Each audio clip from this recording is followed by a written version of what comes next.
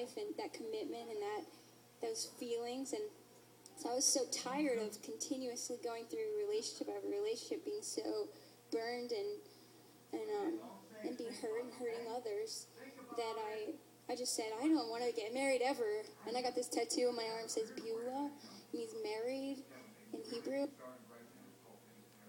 And I was like, I'm marrying Jesus. I'm not going to get married. And so I was married when I was 18 and divorced when I was 20 and other relationships. But I just was like, I just want to marry God. And there's this verse in the Bible that says, the Pharisees are like telling Jesus, asking about divorce. And they say, it's probably better that we just don't get married then. And Jesus said, this is a hard teaching, and only those whom it's been given should accept it. And so I was like, okay, God, I want to make this my gift, but is it my gift? And I remember fasting and praying about that and being like, God, do you want me to be married or not? What do you want from me? What's my gift? Because my life will be harder if I get married and I'm not supposed to be married. It'll be harder if I don't get married and I'm supposed to be married. So what do you want me to do? And I felt like I was supposed to make this.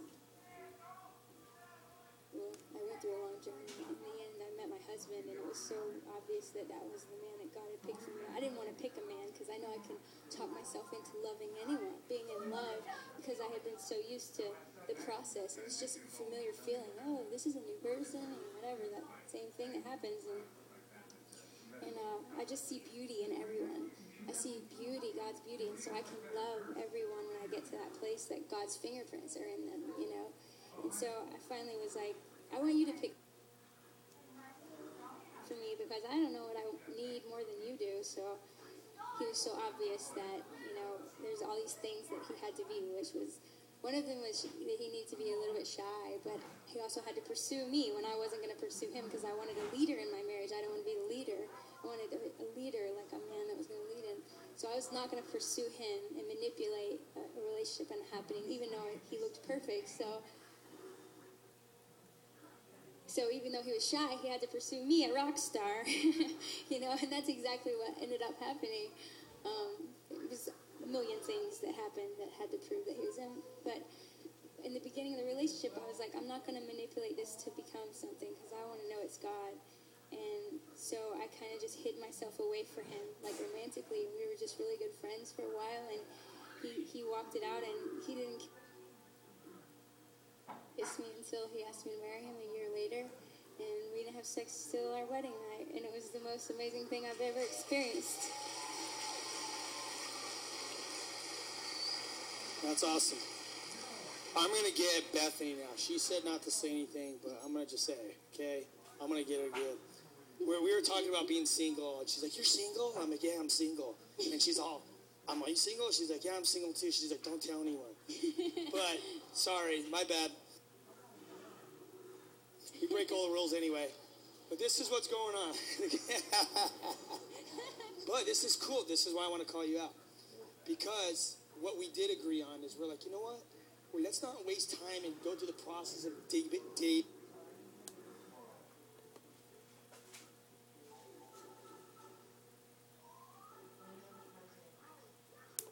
And we'd go down to the beach and hang out and surf or do whatever, and then do a little Bible study. And we went through this one book during a part of our time, and it was kind of on like this subject we were talking about, like purity and marriage and stuff like that. And it was just really cool because it was just kind of explaining how important it is to just wait for that right person and just seek God with all your heart. Like we're young, and like you don't need to waste your time like chasing after people when you could be chasing after God and developing that relationship, which is no doubtably never ending. And I don't know, I just have been blessed with amazing friends, like girlfriends that I'm still good friends with, and they're always encouraging me. And it's just cool to know that, like, God's in control, and don't worry about that kind of stuff. And yeah, we go through stages where we have like hormones, and like you have a crush on this boy or that boy or whatever. But yeah, it just gets messy, and you don't want to deal with that. And aside from that, like, girls, like, especially to girls, like, just know that, like, you are beautiful, especially in God's eyes, and, like, you don't need to hurt yourself or I don't know where I'm going with this, but, like... No, that's right. There's that verse that says in Song of Songs that says, do not arouse or awaken love until it so desires. And it's because once you get there, it's just full steam ahead, But before that, you just need to be kind of like asleep until God's like, it's time to wake up now, It's really, really cool process. Yeah. What, how do you feel, let's see, what's a good question here?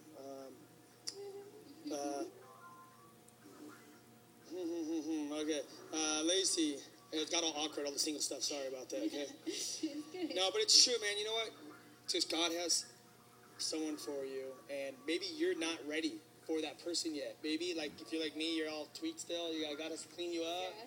You're still cleaning me up, I would have tortured it. I dated, like, 6 months. I did this girl when I first came to the Lord, and I was like, I'm gonna end up in a butt-naked wrestling match with you. I gotta go. I'm like, that won't happen because I was fresh out, you know what I mean? Yeah. I'm like, nope. I'm like, I'm single till a long time. But I don't need to that. I want to love God and do what God has called us to do, and I don't want to disqualify myself, you know what I mean? I want to be on the front lines. I want to be impacting the world, and people are looking at us because we're telling them about God and telling them, what God's done. And if we go around, being like a hypocrite or being shady and doing stuff that's not, if we aren't practicing, we're preaching, we're useless. There's no power in that. And like I said, the obedience to God is where the power comes in our lives. There's that crazy thing that happens when you date well, is that, like, the thing that happened whenever you first noticed, like, the opposite sex, and you're like, that guy's sitting by me, oh my God, he's sitting right beside me, oh my God. And then all of a sudden his hand touches yours, you're like, oh my God, his hand just touched mine, oh my God. It says all those feelings that you have because you're innocent, and you're like, that just happened, that happened for a year in my relationship with my husband, and it was the most magical, like, continuous thing. And I saw that, like, the book Twilight wasn't my favorite book, but it was, the thing I liked about it was that they showed that obsession, that because they waited to have sex till they got married, and there was this passion there that was continuous, of like, oh my gosh, like, just constantly, and that's the thing that we miss out on when we rush into a relationship with somebody physically. We're just like, we miss out on the whole process, and it kind of ties you in even more. Like, it's just been an amazing thing to, I don't know, experience. I did it the opposite. I would sleep with a girl, then I'm like, wait, do I like her? And then I had to